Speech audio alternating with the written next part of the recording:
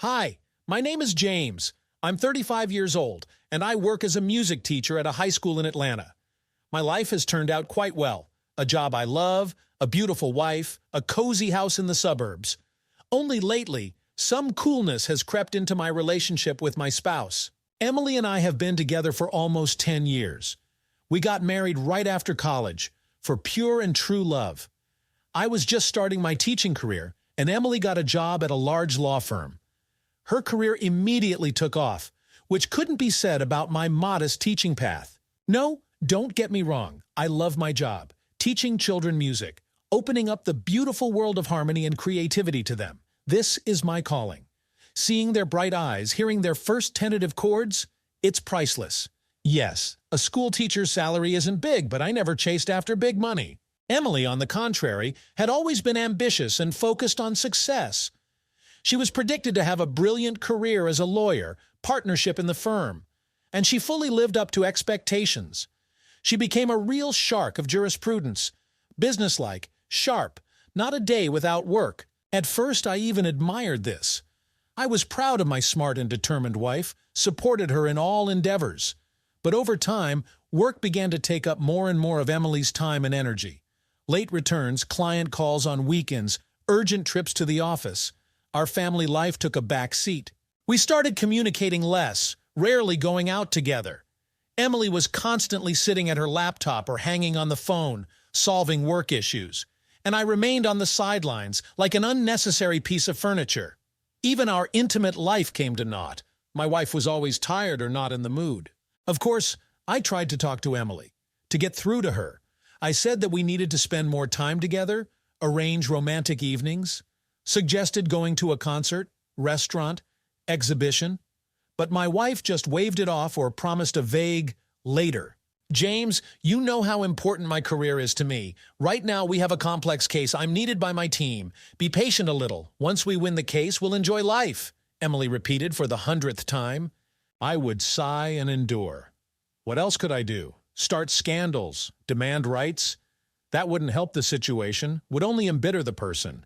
And it was disgusting to think that I had to beg for my wife's love and attention. So I carried on alone, filling the void with work. School concerts and music evenings became my outlet. I seemed to come alive, immersing myself in this creative atmosphere. I threw myself completely into preparing performances, rehearsing with students, choosing repertoire. Tried somehow to diversify my dreary family life. Sometimes Margaret, my mother-in-law, would drop by. Emily's mother was her complete opposite, bright, emotional, spontaneous. In her 50s plus, she maintained her figure and vigor, with sparkling eyes and infectious laughter. She led an active social life, attended exhibitions and premieres. I always found it easy and interesting with Margaret. She took a lively interest in my affairs, asked about work and hobbies. She could maintain a conversation on any topic, from classical music to modern painting. Around her, I felt significant, an interesting conversationalist.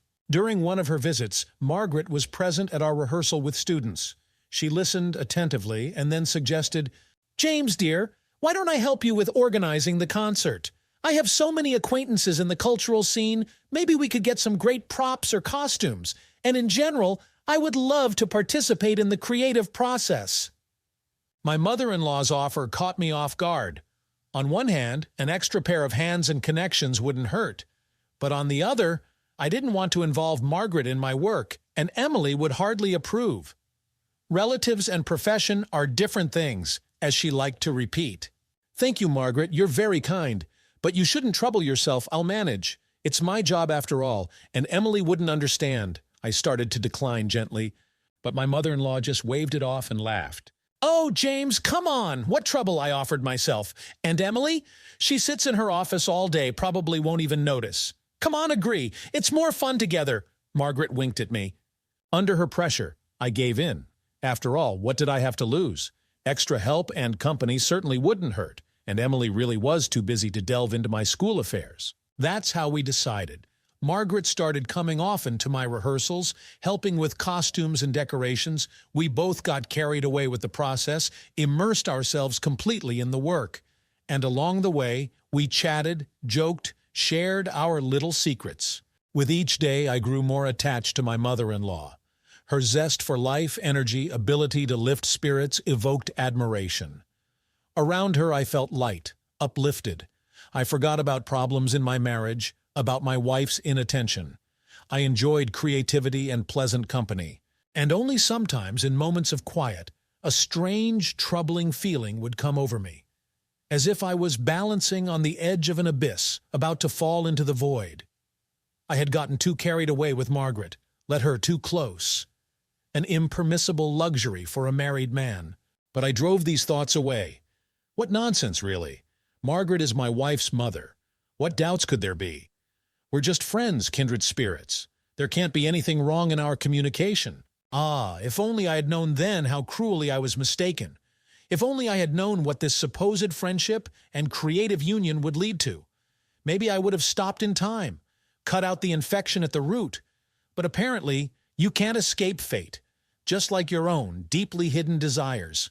And so, Margaret and I dove headfirst into preparing the school concert. My mother-in-law came almost every day, even when there weren't rehearsals. She said she was bored alone at home, that's why she sought out company, and that I was interesting to talk to, that I hadn't grown callous like most of her society acquaintances. We spent hours in the assembly hall, working on decorations and costumes. Margaret turned out to be an exceptionally creative person. She had countless ideas for design, props, and character images. I was amazed at how enthusiastically she came up with and implemented everything. "James, look, what do you think of this curtain? Light blue, flowing with clouds. It'll fit perfectly with your lyrical program, right?" Margaret asked with shining eyes. "Yes, excellent idea. And the clouds seem to float, creating a sense of lightness and airiness. You're simply magical, Margaret," I sincerely admired. She would wave it off modestly, saying, "What magic, nonsense." Just that she dreamed of the stage all her life, but it hadn't worked out. So now she was making up for lost time, even in her later years. "Oh, stop being modest. What later years? You're the epitome of elegance and beauty. You could give any young woman a run for her money," I would passionately object. And I wasn't lying. Margaret really was beautiful, like fine wine, only brighter and richer with age. Her eyes danced with playful sparks. Her figure remained girlishly flexible and slim. The gray in her hair only added charm, and the wrinkles around her eyes, allure. Well, what can I say? Compared to the eternally tired and serious Emily, my mother-in-law seemed the embodiment of femininity and joie de vivre. It was easy and fun with her. She seemed to lift a weight from my soul. Around Margaret, I too became softer, more relaxed, smiled more, laughed, joked. Our rehearsals smoothly transformed into joint gatherings after classes. We would make tea, get out cookies, and chat about everything under the sun. Margaret would tell about her wild youth, about her unhappy marriage to Emily's father, how he cheated on her left and right, and then left her for another woman altogether. "You know, James, I nearly went crazy then. Thought life was over. It was terribly painful and hurtful. I felt unwanted, abandoned, lonely," my mother-in-law shared. Her confessions made my heart ache. I wanted to hug her, comfort her, say something encouraging, assure her that she was the best, deserving only admiration. After all, it's true, how could anyone abandon such an amazing woman? "You're amazing, Margaret, strong, wise, talented, and so real, sincere, not like all those snobs from high society," burst out of me once over tea. My mother-in-law raised her eyebrows in surprise, smiled shyly. It seems my compliment caught her off guard, and I myself didn't expect such ardor from myself. What had come over me? I'd completely lost my head with my mother-in-law turned friend. "Oh, James, thank you, of course, you flatter me. But you know, next to you I really do feel special, alive, real. You don't realize how precious that is," Margaret said quietly and covered my hand with hers. That touch was like an electric shock. A strange, exciting tremor ran through my body. I blushed, pulled my hand away. My heart started pounding wildly, my temples throbbing. What's happening, damn it? Why did her words and gestures suddenly start causing such a storm of emotions? I awkwardly started gathering to leave, citing tiredness. Margaret saw me off with a long, mysterious look, as if trying to read my thoughts, guess my true feelings. Or maybe I just imagined it due to nerves. The whole way home I couldn't find peace. I replayed our conversation in my head, our glances and touches, tried to understand what the devil was happening to me. Could I really be falling for my own mother-in-law? That can't be possible. That evening, I barely slept, tossed and turned, tormented by doubts and shame. Emily, of course, didn't notice anything, came home late, and immediately passed out. And I stared at the dark ceiling and tried to drive away unwanted thoughts about how warm and tender Margaret's hands were, how sweetly her voice sounded, enveloping, enticing. God, what a delusion! She's almost old enough to be my mother. I avoided my mother-in-law for the next few days under various pretexts, either too busy with work or feeling unwell. In reality, I was afraid to be alone with her again, feared looking into my own soul and seeing there what shouldn't be there. Forbidden, shameful, inadmissible. But Margaret wasn't about to give up so easily. She kept calling, timing her appearances with my exits from school, as if deliberately seeking encounters, pretexts to communicate. And everything inside me turned over at just the sound of her voice, pulled like a magnet against my will. "James, darling, where have you disappeared to? We have so much to do, so many ideas. Surely the concert isn't canceled." My mother-in-law cooed into the phone. No, everything's still on. Just got caught up in things. Every day is different. We'll see each other soon, discuss the details," I would mumble and hastily say goodbye. This continued for another week. I was beside myself, torn between duty and attraction. Some part of me desperately wanted to see Margaret, to talk, laugh, feel her exciting closeness. But reason dictated. It's forbidden. This is wrong, vile, immoral. Finally, Margaret got tired of playing cat and mouse. She showed up at my school without warning, waited until I finished class, and headed straight to the classroom. Her face showed firm determination to get everything out in the open. "Well, hello, James. Didn't expect me? I decided to visit our main recluse." My mother-in-law started right from the doorway. I was taken aback, frantically thinking up excuses. Damn, what to do now? How to behave? What to say? "Oh, Margaret, what a surprise. But I literally have a couple of minutes. The next class is about to start," I mumbled, backing toward the desk. But she had no intention of retreating. In 2 steps, she crossed the classroom, stopped right in front of me, looked into my eyes with a mischievous smile. "Come on, James. I specifically checked your schedule. You have a free hour now. Are you avoiding me?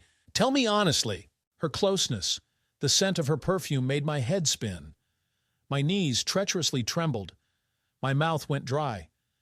I wanted to sink through the floor or run wherever my eyes would take me, just not to give myself away, not to crack. "Of course not. What makes you think that? Just lots of work. Can't keep up," I began, carefully averting my gaze. But Margaret suddenly took my chin, turned me to face her. Her eyes had darkened, her lips slightly trembling. "Don't lie to me, James. I see what's happening. You feel it too, this connection between us. Why deny the obvious?" I swallowed, feeling a chill run down my spine, as if all my secret thoughts and desires had been turned inside out, put on public display. I felt hot and ashamed, wanted to sink through the floor. "Margaret, please don't. This is wrong. You're my mother-in-law, Emily's mother. We can't." I almost groaned, trying to pull away. But she just shook her head and gave a bitter smirk. "To hell with what's right, James. Who cares what we are to each other on paper? What matters is what we feel, what we want, and I want you, period." With these words, Margaret leaned forward and covered my lips with hers, kissed me sweetly, insistently, almost roughly. Everything went dark before my eyes, my heart racing at a frenzied pace. For several seconds I stood as if thunderstruck, and then, without understanding how, I began to respond. I pulled my mother-in-law close. Our lips merged in a passionate kiss. She gripped my shoulders tightly. A hot, burning wave ran through my body, sweeping away the remnants of common sense, erasing the line between what's allowed and what's forbidden. How long did it last? A minute, an eternity? I don't know. I lost myself in time and space. There were only her lips, hands, ragged breathing. Desire, passion, mind-bending excitement. Desired, forbidden intimacy. When we finally pulled apart from each other, both of us were breathless. Margaret looked at me with wild, intoxicated eyes. A feverish blush burned on her cheeks. I probably looked no better, disheveled, dazed. See, you want this too. Stop pretending, James. Life is so short, we need to take everything from it, my mother-in-law whispered, stroking my cheek. Reason screamed, no. Come to your senses while it's not too late. You can't, must not give in. This is the wrong destructive path, but my heart, my foolish heart, sang and fluttered, begged to forget everything and dive headlong into the abyss. My mind told me to run, to get as far away as possible from this madness, this temptation. But my body betrayed me, yearning for her touch, her closeness. I stood frozen, torn between desire and duty, between right and wrong. Margaret must have sensed my inner struggle. She stepped back slightly, but her eyes never left mine. There was something predatory, triumphant in her gaze, as if she knew she had already won, even if I wasn't ready to admit it yet. Think about it, James, she said softly, heading towards the door. You know where to find me when you're ready to stop lying to yourself. And she left, leaving me standing in the empty classroom, my world turned upside down. The scent of her perfume still lingered in the air, my lips still burned from her kiss. Everything I thought I knew about myself, about right and wrong, about loyalty and betrayal, all of it was suddenly thrown into question. I sank into my chair, head in my hands. What have I done? What am I going to do? The safe, predictable life I had built was crumbling around me, and I had no one to blame but myself. One thing was certain, nothing would ever be the same again. That kiss had crossed a line that couldn't be uncrossed. And deep down, despite all my guilt and self-loathing, I knew I would cross it again. Because Margaret was right. I did want this. God help me. But I wanted it more than anything I'd wanted in a very long time. And that terrified me more than anything else. After that kiss, everything went to hell. Margaret and I continued to see each other, work on the concert. Only now each of our meetings was filled with tension and anticipation. Unspoken feelings, dangerous attraction hung between us like a sword of Damocles. We kept our distance, afraid to touch each other casually, as if an accidental touch could break the dam, pull the trigger. But our eyes, those treacherous mirrors of the soul, spoke more than words. They were filled with undisguised, hungry desire. I was torn, caught between duty and passion. I understood rationally that this madness needed to end, that my infatuation with my mother-in-law would lead to no good, would destroy my family with Emily. I was terrified to imagine what would happen if my wife found out about my feelings. A huge scandal, divorce, the mark of a traitor. But how I wanted it, damn it! Wanted to embrace Margaret, hold her close, feel the warmth of her body, inhale the scent of her skin, dissolve in her embrace, drown in her scent, dissolve in her moans. This obsession, this madness was driving me crazy. I stopped sleeping, eating, thinking about anything except Margaret. Emily, it seems, suspected something. She gave me strange, searching looks, asked if I was perhaps ill. James, you haven't been yourself lately. Maybe you should see a doctor? You look so haggard. You've even lost weight, my wife said with concern. No, everything's fine. Just lots of work before the concert. I'm very tired. Don't worry, it'll all be over soon, I mumbled, avoiding her eyes. It was shameful to lie to Emily's face, to dodge, to withhold, to behave like the last coward and scoundrel. But what could I do? I couldn't very well confess that I had fallen for her mother, that I dreamed of my mother-in-law day and night, while feeling only a weak attachment to my wife. This double life, these tearing contradictions, made me want to howl like a wolf, to drink myself senseless or go on a bender. Anything to dull the excruciating shame and forbidden passion. But alas, moral principles and upbringing wouldn't allow me to sink to the bottom. I had to gnaw at myself from within, torn between two fires. And the concert, damn it, was inexorably approaching. My mother-in-law, as if nothing had happened, discussed the final preparations. With burning eyes, she showed the rehearsed numbers, chose the best costumes. I was lost under the barrage of her enthusiasm. I couldn't share the joy and anticipation with which Margaret gave herself to the process. James, you're really not yourself. Where's your fighting spirit? Your students are about to go on stage. It's so exciting, she said reproachfully, noticing my nervousness. Yes, of course, just a bit worried. There's so much to consider. But the kids are great. They've prepared well. I forced out a perfunctory smile. In reality, my thoughts were far from school amateur performances. I looked at Margaret and saw only her lips, breasts, long legs, remembered the firmness and tenderness of her body, the taste of her kiss, and everything inside turned over with desire and guilt. I wanted simultaneously to run to the ends of the earth and to throw my mother-in-law onto the nearest desk. A couple of days before the concert, Margaret showed up at school in a completely deranged state. Either she had drunk for courage or decided to go all in. But her eyes were feverishly bright, her cheeks flushed with color. "James, we need to talk. I can't take it anymore. I'm going crazy," she blurted out from the doorway, sitting down across from me. I silently raised my eyebrows, feeling a chill run down my spine. Could she be about to confess, lay all cards on the table? God, if only I had the strength to resist, not to give in to temptation. "You understand everything yourself. You see what's happening between us. This chemistry, this passion. It's stupid and dishonest to deny it," my mother-in-law continued, looking me straight in the eyes. My mouth went dry, my heart racing like mad. I gripped the armrests of my chair until my knuckles went white, trying to control myself, not to give in to her pressure, to hold out with my last strength. "Margaret, please, don't start again. We agreed. What happened won't happen again. I have a wife, you have a daughter. I have no right," I almost groaned. But my mother-in-law just shook her head, smiling sadly. "Ah, James, who are you trying to fool? Yourself, me? You think I don't see how you look at me, how you swallow hard whenever you're near me? You can barely contain yourself. You're trembling with tension." Her words hit like a slap. Yes, damn it, she was right. It's useless to pretend and feign indifference. Margaret sees right through me, reads me like an open book, and I, miserable coward, allow her to. I bare my soul, turn myself inside out. My mother-in-law slowly moved closer, perched on the edge of the desk. She covered my hand with hers, hot, slightly trembling. Her touch was like being struck by lightning. The hair on my neck stood up. Goosebumps ran across my skin.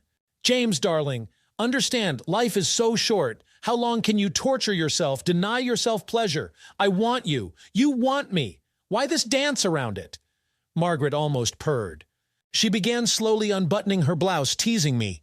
With each movement, more of her skin was revealed, making me lose my self-control. My vision darkened, blood pounding in my temples. Damn, not this. "Margaret, don't. Please don't tempt me. You have no idea how hard it is for me to control myself," I almost begged, feeling my mind slipping away. But she just laughed quietly and leaned forward, hovered over me, teasing me with her breasts and enveloping me with the heady aroma of her perfume. Looked into my eyes with a mischievous squint. "Oh, I understand perfectly well, James, and you know there's no need anymore. To control yourself, to fight, to pretend. Just let go. Allow us both to have what we so desperately crave." With these words, Margaret took my hand and placed it on her breast, where her heart was beating fast and loud. This touch, intimate and exciting, seemed to burn me. The last drops of reason and restraint evaporated without a trace. With a muffled growl, I jumped up and pulled Margaret to me. Our lips merged in a passionate kiss. She gasped and wrapped her arms around my neck, pressing her whole body against mine. From there, events moved at dizzying speed. Passionate embraces, wild heartbeats, kisses knowing no restraint. We forgot everything in the world, dissolving completely in each other. I lifted Margaret in my arms and carefully sat her on the desk. She pressed against me with her whole body, wrapping her arms around my neck. The impossible closeness, the intoxicating scent of her perfume, and the heat of her touches drove me crazy, inflaming desire to the limit. Unable to hold back any longer, we gave in to the surge of passion. My mother-in-law let out a loud moan, throwing her head back. Her nails dug into my back. We moved in the single rhythm of this dance, losing our heads from the intensity of passion. Thinking of nothing, noticing nothing around us. Blinding pleasure overwhelmed us both. The world narrowed to our ragged breaths and the frantic beating of our hearts, in which passion, guilt, and an irresistible desire for possession intertwined as one. A bright flash, a prolonged cry, and we collapsed on the desk exhausted, sweaty, trembling, stunned by what had happened. For several minutes we lay silently, trying to catch our breath. In my head there was a blessed, ringing emptiness. Margaret was the first to come to her senses. She propped herself up on her elbows, looked into my face. A dreamy, satisfied smile played on her lips. Wow, James, that was very hot. Even better than I imagined, she whispered, tousling my hair. Her words instantly dispelled my daze. The realization of what had happened hit me with merciless clarity. God, what had I done? Slept with my mother-in-law, betrayed my wife, desecrated everything that was dear to me. With shame and disgust, I recoiled from Margaret, started frantically pulling on my clothes, tangling in the pants, legs, and sleeves. She watched in bewilderment, even slightly hurt, reached out to embrace me, but I shrank back as if from fire. No, Margaret, what happened? It's a monstrous mistake. This shouldn't have happened. And never, hear me, never will happen again, I almost shouted. Tears rolled down her cheeks. She looked at me pleadingly, helplessly, bit her trembling lips. James, how can this be? It was beautiful, magical. Didn't you feel the same? She sobbed. My heart was being torn apart. Of course I felt it. The euphoria, the bliss, the incredible union of souls and bodies. As if I'd found my missing half, achieved harmony and peace. But reason insisted, it's forbidden. This will destroy everything, ruin everything, leave no stone unturned in my familiar life. I'm sorry, Margaret, I have to go. I need to be alone to think. Please leave me, I almost begged, and I fled shamefully. Grabbing my jacket and briefcase, I cowardly retreated, feeling her confused, pain-filled gaze on my back, consoling myself with the thought that I was doing the right thing, that it couldn't be any other way. But in my soul, a real hell was raging, torn by contradictory emotions, guilt, shame, regret, and a dull, leaden longing for the impossible, the unattainable, for the woman with whom I could never be together. How to break this vicious circle, how to escape this trap. I didn't know, and because of this I wanted to climb the walls and howl like a wounded animal. For the next couple of days, Margaret and I didn't communicate. I deliberately avoided any meetings and conversations, canceled the final rehearsals before the concert, claiming illness. I understood how unprofessional and irresponsible this was, but I couldn't help myself. At the mere thought of my mother-in-law, everything inside twisted into a tight knot. Shame and lust, despair and elation, all mixed into a wild, poisonous cocktail. I wanted simultaneously to drown in her embraces and burn with shame, to feel the sweetness of her kisses again, and to rip out this sinful obsession by the roots. I lived in such turmoil, suffering from insomnia and tormented by nightmares. Emily, it seems, had fallen completely into suspicion. She threw strange, scrutinizing glances at me, tried to ask what was happening, but I remained silent or snapped in response. Talking to my wife, looking her in the eyes was beyond my strength. This would probably have continued. My cowardly escape, the torments of duality, if it weren't for the ill-fated concert that put everything in its place. It became a kind of moment of truth for me, a catalyst that triggered an irreversible reaction. "Good luck tonight, dear. I'm sure your students will do well," she said in a colorless voice. I nodded, hiding my eyes. I felt like the last scoundrel and traitor. The affair with my mother-in-law seemed to be written in capital letters on my face, ready to burn through and fall at my wife's feet like a smoking, charred mask. The audience was already gathering in the assembly hall. Well-dressed parents, noisy children, teachers in formal attire. Everyone was anticipating a bright, memorable spectacle. And only I was trembling with fear and confusion, afraid to see Margaret, to face her. But my mother-in-law found me herself, caught me backstage amid equipment and decorations, took my hand, looked into my eyes with anxiety and hope. "James, we need to talk. You can't just take me out of your life, not after everything that was between us," she said in a trembling voice. Everything inside me stirred, went into turmoil. The warmth of her palm, the closeness of her yielding body awakened dangerous, uncontrollable desires. I wanted to throw everything to hell and devour her lips, cover her face and neck with feverish kisses, tear off this damn dress and take her right here on the spot. But I held back.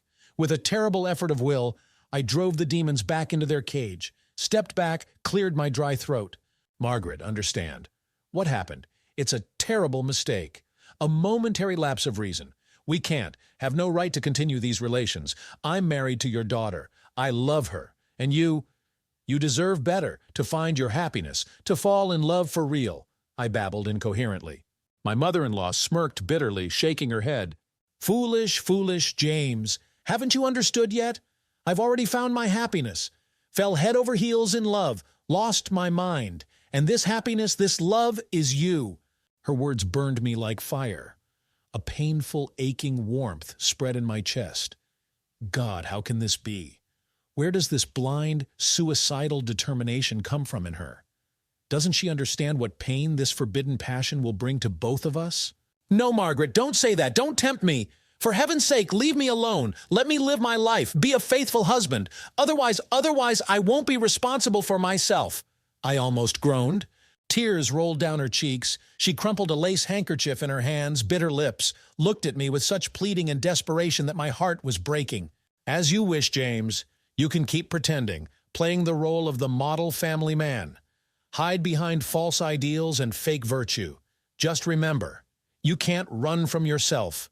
Our feelings won't go away, no matter how much you deny them," Margaret said hoarsely. And throwing one last pain-filled glance at me, she dissolved into the crowd. And I stood there, crumpling my cursed tie, feeling how everything I had firmly believed in just an hour ago was crumbling to ashes. Love for my wife, marital duty, the inviolability of family foundations, everything was flying to pieces, shattering against inexorable fate. The entire concert passed as if in a fog. I mechanically announced numbers, introduced students, smiled, applauded, nodded in response to congratulations. But in my chest, a black hole was growing, gaping, all-consuming. Margaret sat in the front row, staring intently at the stage. But I knew. She was looking only at me. After the final bow, the audience poured towards the exit. The hum of voices, laughter, excited shouts, everything merged into an indistinct noise. People patted me on the shoulder, shook my hand, showered me with compliments. Emily stood nearby, perfect, radiant, emanating pride in her husband. Only in her eyes floated a strange bitterness. I made crumpled excuses, citing urgent matters, slipped into the corridor, rushed to my office.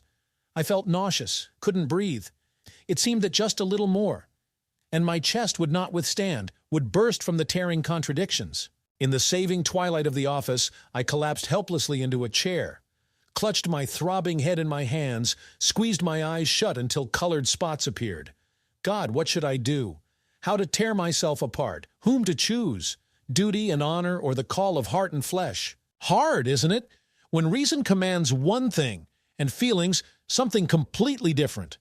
A familiar voice sounded at the door. I raised my head and froze. Margaret stood at the threshold, decisive, tense, shining with unearthly beauty. Her cheeks were burning, a feverish fire burning in her eyes. God, how beautiful she was at that moment. My heart skipped a beat and began frantically beating against my ribs.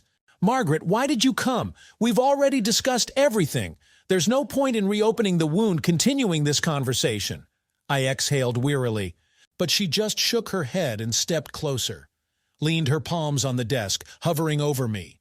The cleavage between her breasts temptingly beckoned in the neckline of her dress.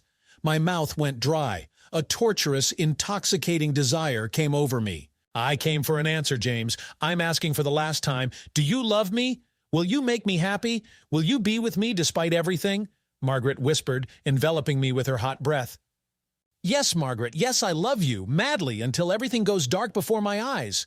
And I will love you despite everything," I said hoarsely, helplessly dropping my head into my hands. In that same second, my mother-in-law was beside me. She pulled me from the chair, pressed into my lips with a demanding, possessive kiss. I groaned and responded with equal ardor, squeezed her tight in my embrace, pressed her to myself with all my might. After that, everything rushed along a familiar scenario. Feverish caresses, disorderly kisses, the rustle of discarded clothes. We couldn't tear ourselves away from each other, satisfy ourselves, drink our fill. So starved for closeness, for the union of bodies and souls. I picked Margaret up in my arms and sat her on the desk. My hands slid over her body, caressing and exploring. The heat of her skin burned my fingers. The closeness of her body took my breath away. Darkness fell before my eyes. My mother-in-law cried out and moved forward, opening up, offering herself to the caress. Arched, threw back her head like a dying swan. Whispered something unintelligible in a breaking whisper. I understood her without words, sharply moved forward, entering to the hilt, pressing into her yielding body. Margaret embraced me tightly. We completely gave ourselves to the overwhelming feelings, forgetting everything in the world, understanding nothing, thinking about nothing. Reality shattered into fragments, floated, lost its outlines. Sharp, bright, almost painful, the finale crashed like a squall, swept away and whirled without remainder. For several long, intoxicating seconds, we shuddered in each other's embrace, swallowing cries, clinging to each other, merging in ecstasy, and then froze, exhausted, emptied, breathing heavily and raggedly, as if after a marathon distance. Margaret was the first to come to her senses, stroked my cheek, brushed a damp strand from my forehead. In her eyes splashed triumph mixed with tenderness. A victor who had won the main prize, a woman who had gotten what she wanted. "See, everything happened as it should have. You're mine, James, now and forever," she whispered, kissing my temple. And I embraced her, cradled her, dissolving in the bittersweet aftertaste, not yet fully understanding what an irreparable mistake I had made.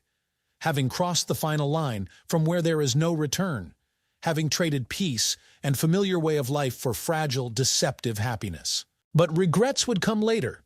For now, I just wanted to be near her, painfully, furiously, madly, to prolong this moment of union, to postpone the reckoning, to silence the inner voice whispering about treachery and sin, a voice that I forcefully pushed into a far corner. Too desirable was this minute of peace, too new and acute the experience of found harmony. The next several weeks, Margaret and I continued to meet secretly. We used any pretexts, carved out minutes and hours. We consumed with passion in secluded corners, gave ourselves to love until unconsciousness, and then parted, embarrassed, guilty, tried not to think about consequences, brushed off the voice of conscience, drowned shame and awkwardness in feverish, frenzied desire. Emily, of course, noticed my detachment and strange excitement. She kept trying to find out what was happening, through sidelong glances, but I got away with general phrases or changed the subject, lied shamelessly, twisted and turned, invented alibis. "James, I've been wanting to ask for a long time. Do you have someone on the side? You haven't been yourself lately. You stay late after work. Come home excited," my wife asked directly one day. I flinched but tried to maintain an impassive appearance, hugged Emily's shoulders, kissed her temple. "Of course not, dear. Just a lot of things piled up. Got a bit overwhelmed. You know I love only you." A bitter taste of lies mixed with ashes remained on my tongue. Yeah, nice love. Secluding myself with my mother-in-law in corners and cheating on my wife. It made me sick of myself. I could hang myself. But I wasn't in a hurry to hang myself. I was too deeply mired in this web of passion, had gone too far. Each meeting with Margaret was like a drug, sweet, intoxicating, driving me crazy. I couldn't imagine how to get by without these secret meetings, how to live measuredly and properly, not feeling her hot breath on my skin every minute. Margaret had also lost all caution. She showered me with passionate text messages, called in the evenings, and when she came to visit, she came in full parade, dressed up, perfumed, radiant, her whole appearance making it clear who she had really come to see. Emily looked at her mother like a wolf, grimaced at her merry trills and loud laughter. Clearly suspected something wasn't right here, but she didn't pry with questions yet, either afraid of the truth or waiting for the right moment. And the moment came during one of our family dinners. Margaret came to it fully armed, in a tight dress on stilettos, all decked out in brands. She scattered trills, chattered nonstop, and devoured me with her eyes. Her glances and double-edged remarks made blood rush to my face. Emily endured and endured, then exploded. She threw down her napkin, angrily flaring her nostrils. "Mom, what are you doing? Have you lost all shame? You have your daughter sitting here, by the way." Margaret theatrically blinked her eyes, rounded her mouth. "Ah, polite. You're openly flirting with him, making eyes, batting your eyelashes, like a cat in heat, honestly. And this is in front of me. Can you imagine?" Emily's voice broke into a squeal. I went cold, feeling the ground disappearing from under my feet. Damn, is everything about to be revealed? Right here, at the table, in front of the children? It seems my dear mother-in-law had completely lost her boundaries in her love-drunk state. But Margaret didn't even flinch, just tossed her hair and stretched her lips into a condescending smile. "Emily, dear, I think you're paranoid. What makes you think I'm flirting with James? Maybe you're seeing things that aren't there, being jealous over nothing? And she gave me a meaningful look, as if to say, "Deal with it yourself." I sighed helplessly, took my wife's hand. "Dear, what are you really doing? Mom just likes to joke, you know her. Why make accusations and allegations about nothing?" If only I had known then how soon my words would come back and sting me in the heart, how this lie would echo back to me in the best traditions of adultery and hypocrisy. But for now, I just wanted one thing, to smooth over the scandal, to smooth out the sharp edges. For the sake of peace in the family, for the sake of the shaky, already cracking at the seams balance. Emily stared at Margaret and me for a long time with a scorching gaze. The muscles in her jaw worked, her fingers crumpled the tablecloth. It was obvious what effort it cost her to restrain herself and not make an ugly scene. But the children, watching the argument with round eyes, didn't allow her to go all out. "All right, perhaps I overreacted. I'm sorry, Mom," my wife said through clenched teeth. "But please, control yourself, at least for propriety's sake." Margaret nodded regally and gave her daughter a beaming smile. "Of course, darling, I promise to watch my behavior from now on, everything for my beloved family." The dinner ended in tense silence and crumpled toasts. The children huddled in corners. Emily and I threw prickly glances at each other. Only Margaret maintained her composure and serenity. From time to time, she shot inviting glances in my direction, saying, "See you soon, darling." When my mother-in-law finally left, I collapsed on the couch, exhausted. I felt nauseated from the excessive lies. My head was spinning. It seems I was sliding downhill and nothing could stop me anymore. Except, perhaps, the inevitable crash and destruction of everything that was dear. Emily locked herself in the bedroom and muffled sobs could be heard from there. The children quieted down in their rooms, afraid to stick their heads out. And I sat staring at one spot, feeling how my little world was cracking at the seams. The house of cards I had so carefully built was collapsing, built of lies, half-truths, cowardly evasions. How will it all end? I'm afraid to imagine. Will Emily endure another such outburst from her dear mommy? Or will she throw me out, take the children, turn my life into hell? These thoughts sent chills down my spine, cold sweat running down my temples. But I couldn't break it off with Margaret either. This splinter had embedded too deeply, poisoning my blood with its sweet, alluring venom. It pulled, drew like a magnet, drove me crazy with its very existence. We had become one whole, sticky, vicious, inseparable. And breaking this connection seemed unthinkable, like ripping out your own heart, bleeding out, dying instantly. God, and I call this love? I'll just rot alive from such feelings? I'm driving myself into a trap, sinking deeper and deeper, and Margaret is happy to help. She provokes, tempts, sweetly whispers in my ear, awakens the darkest, most shameful desires, and she doesn't care that she's destroying my family. It seems this doesn't bother her at all. The sound of an incoming message distracted me from my heavy thoughts. I mechanically looked at the phone screen and went cold. Margaret, who else? And just 2 words that made me break out in a cold sweat. "Tomorrow at 6, our cafe. Come, darling." And a heart emoji, the cherry on top. Grinding my teeth, I threw the phone aside. What does she think she's doing? She just nearly exposed me to my wife for flirting. And now she's calling me for a date as if nothing happened. No shame, no conscience. But even while raging, cursing, burning with humiliation, I knew I would come. Because I can't. I'm not able to refuse. Damn this witch who has bewitched me, clouded my mind.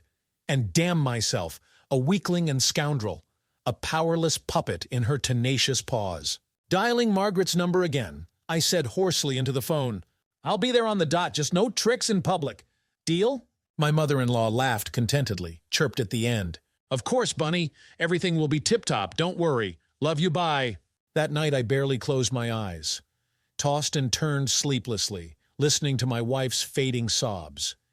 Stared blankly at the ceiling, wondering what sins this was all for. And understood that there was nowhere to go. This story would end either in bed or in the grave. There is no middle ground. The cafe where Margaret and I arranged to meet was our usual place for adultery. Secluded, sparsely populated, with convenient booths for couples. The staff had long since grown accustomed to suspicious visitors and didn't ask unnecessary questions.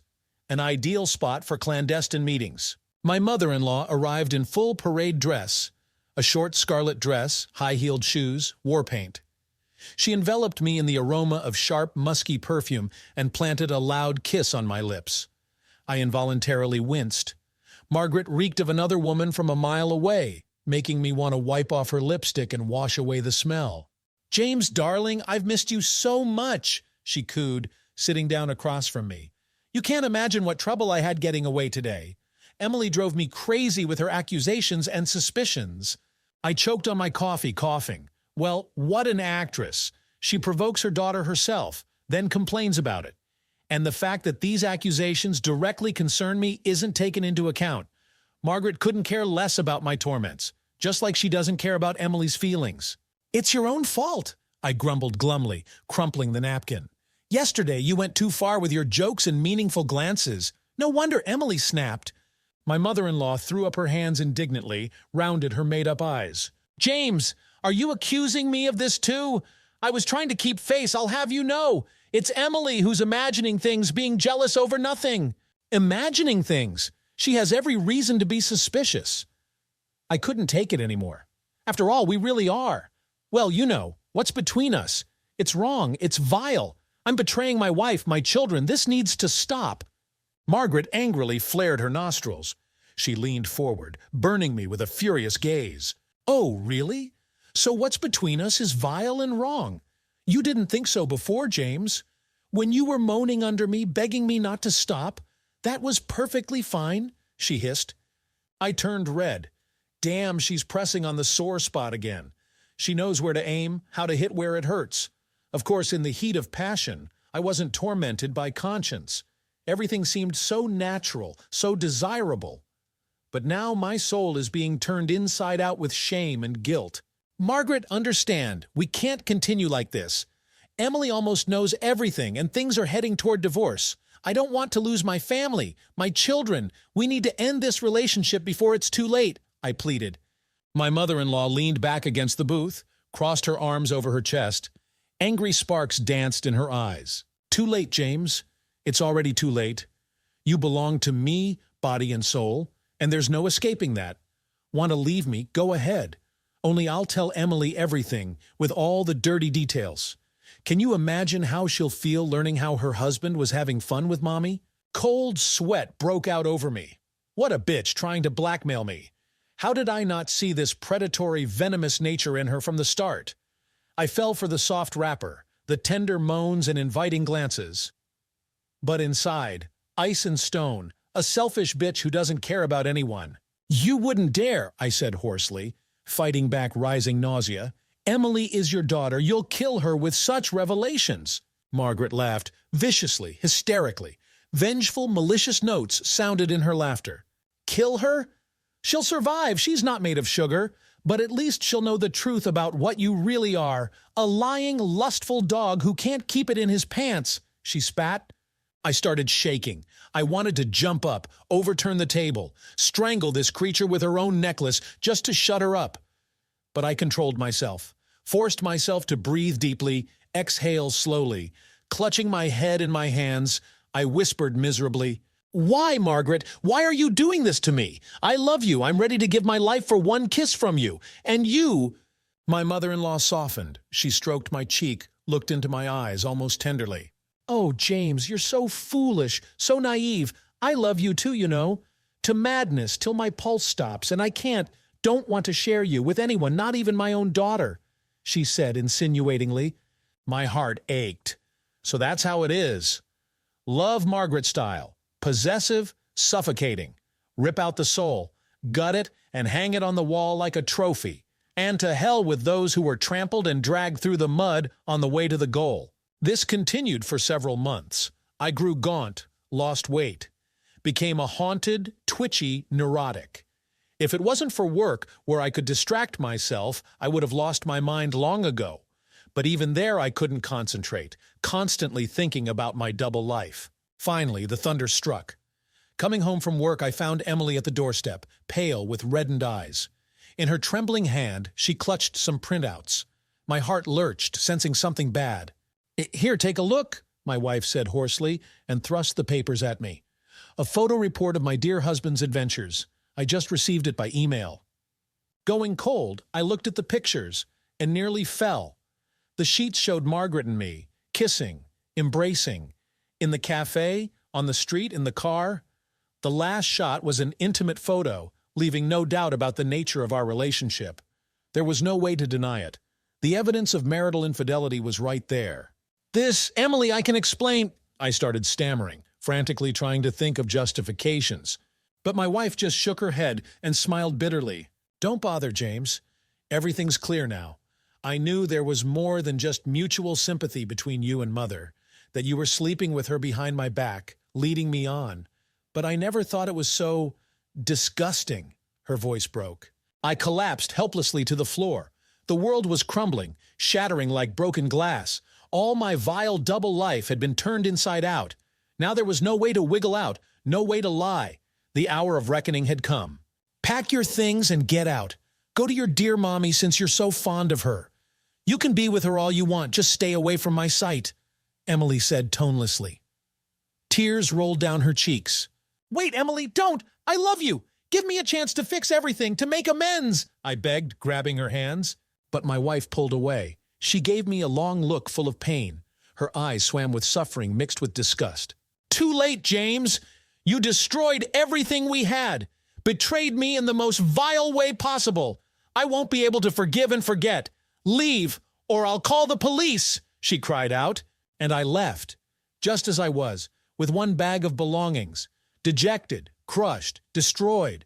The door slammed behind me, and an entire period of my life was over. For what? For a fleeting passion, an unprincipled affair? Were these months of sinful intoxication worth the happiness of an entire family? Margaret met me with open arms, greeted me at the door with a hot kiss, started pulling off my clothes. But for the first time, her touch caused not desire, but a wave of nausea. I roughly pushed my mother-in-law away, snarling, "It was you, wasn't it? You sent Emily our photos?" Margaret blinked in confusion, put on a mask of innocence, spread her hands. "James, what are you talking about? What photos? I didn't send anything." But from her shifting eyes, from the false notes in her voice, I understood. She's lying. Again dodging, wriggling out. She planted this bomb herself, destroyed my marriage, to have me completely, entirely to herself. Disgusting, vile, immoral. Enough lies, Margaret. You got what you wanted. I left Emily, lost my family. You can celebrate your victory. Just know I will never forget this, and I will never forgive, I said hoarsely. Turning sharply, I headed for the exit. My mother-in-law rushed after me, clutched at my sleeve, babbled something about love, about a new life. But I wasn't listening anymore. I was burning with anger and revulsion. Towards her, towards myself, towards this whole dirty, unworthy story. That's how I ended up on the street. Without money, without a roof over my head. With a soul torn to shreds by my own stupidity. This was the price for moments of weakness and clouded judgment. For a romance with a woman who turned out to be a fatal mistake. Almost a year has passed since then. Emily and I officially divorced, quietly, quickly, without quarrels and division of property. I left everything to my wife, the house, car, accounts. I only come to see the children on weekends. Emily is cold, distant. It's clear she hasn't forgiven, hasn't forgotten my betrayal. I broke off with Margaret immediately and irrevocably. No meetings, no calls, no correspondence. I blocked her number, deleted her from all social networks. I want nothing to do with this cynical, lying schemer. The worst thing is that my feelings for her haven't disappeared. It still pulls at me, aches inside. Apparently she got under my skin, poisoned all my blood with her sweet, bitter venom. I go to a psychologist, trying to understand myself, to heal wounds, understand the motives for my actions. Guilt for what I did gnaws at me every day. I hate myself for this vile affair, for my destroyed family. But I'll get through this. I must. For myself, for the future. After all, life can't end so hopelessly, can it? Don't repeat my mistakes, friends. Be faithful and honest with those who love you. Take care of your family. Keep your fidelity. And don't give in to the provocations of insidious temptresses, no matter how sweetly they sing, what feelings they awaken. Believe me, the outcome is always the same, emptiness and hopelessness. Thank you to everyone who listened to this bitter truth. I hope my experience will protect someone from a similar fall. And may true, bright love always live in your hearts. And I'll keep fighting. For myself, for redemption, for the right to a second chance, even if it seems impossible for now. That's all, I guess. Good luck to you and take care of your loved ones. After all, that's the most important thing we have. Did you like this story? Let us know in the comments what you liked. Subscribe to our storytelling podcast. Also, don't forget to like and ring the bell so you don't miss more interesting stories. See you soon.